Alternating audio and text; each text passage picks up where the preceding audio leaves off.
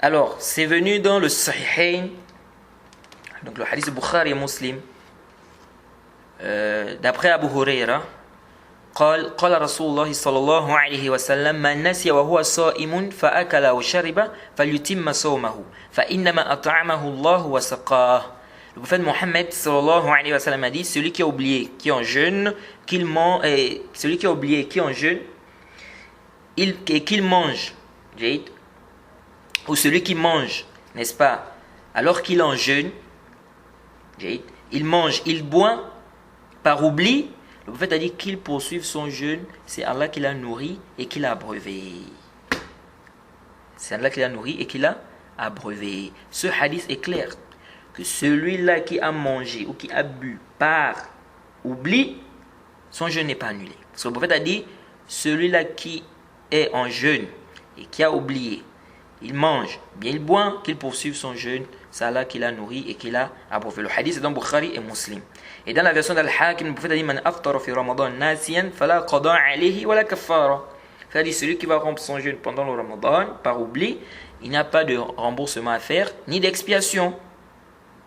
Donc il n'y a rien à rembourser, il n'y a pas d'expiation. Donc tu es assis, tu manges, tu as terminé l'assiette, tu as bien vidé l'assiette, tu as rincé l'assiette.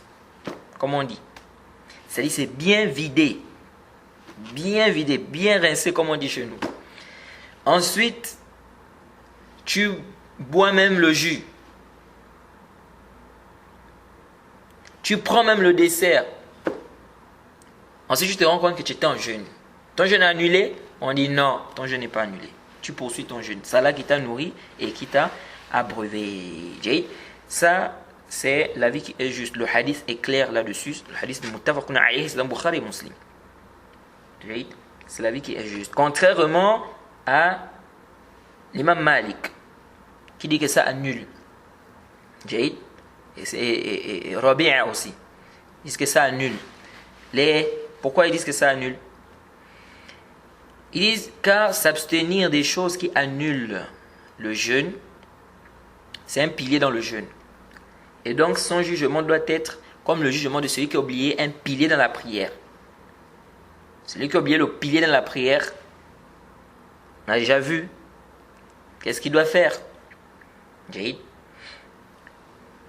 Celui qui oublie le pilier dans la prière fait quoi? S'il est dans le même raka, dans la même raka, il revient. Si par exemple tu as oublié le ruku', tu fais quoi? Tu reviens au ruku'. Et on a dit, tu ne reviens pas quand tu reviens. Par exemple, tu es au sujoud, tu as oublié de faire le ruku', tu dois te relever sans faire le takbir. Tu te relèves, te mets bien debout, tu fais le takbir pour aller au ruku'. Ensuite tu dis Sami'a Allahu liman hamida et puis tu poursuis ta prière.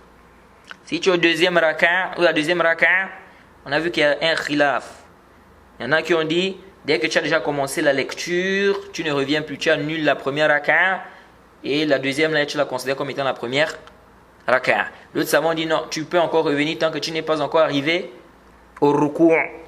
Donc, au pilier, n'est-ce pas, de la deuxième raka, qui est le pilier où tu t'es trompé dans la première raka.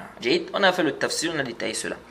Alors, ces savants te disent, celui qui a délaissé le pilier, il doit revenir, il doit refaire ça dans la prière.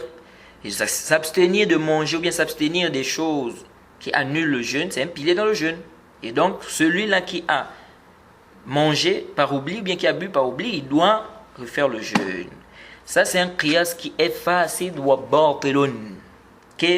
Car c'est-à-dire l'analogie là ne tient pas, c'est une fausse analogie. Pourquoi? Parce que ça vient contredire le nos, le texte. Donc l'analogie qui contredit le texte, c'est une analogie qui est batilun. Donc on ne peut pas considérer cette analogie-là. C'est-à-dire il n'y a pas d'analogie devant le texte. Là, qiyas amama nas. Le texte est déjà là. Le prophète a dit celui qui est en jeûne, qui a oublié, qui a mangé, qui a bu, qu'il poursuive son jeûne, c'est Allah qui l'a nourri et qui l'a abreuvé. C'est le prophète qui a dit. Hadith sarih. On a un hadith qui est clair ici. Hadith sarih. Donc il n'y a plus à faire l'analogie ici. On a déjà un texte qui est clair. Quelle analogie on veut faire? Donc, nous disons ici qu'on ne peut pas faire l'analogie devant le texte qui est déjà clair sur la question. Jade.